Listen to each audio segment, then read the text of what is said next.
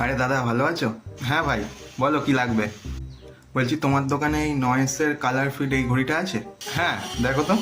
এইটা কি না? হ্যাঁ, এই তো এইটা। এটার কত দাম? ওটা 1,500 টাকা পড়বে। আরে কি বলছো দাদা, 1,500 টাকা?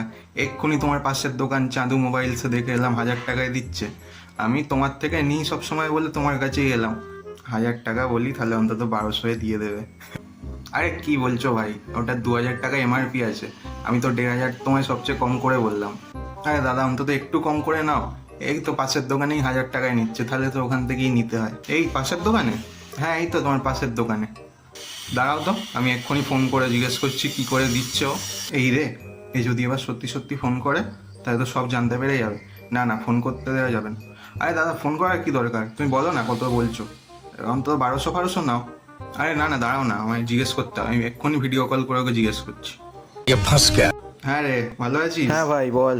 হ্যাঁ শোন না, বলছি তোর কাছে কোথায় গেল, তোর কাছে এই ঘড়িটা আছে তো? হ্যাঁ, ওটা তো আমার দোকানেও আছে। হ্যাঁ, বলছি এটার দাম কত নিচ্ছিস রে?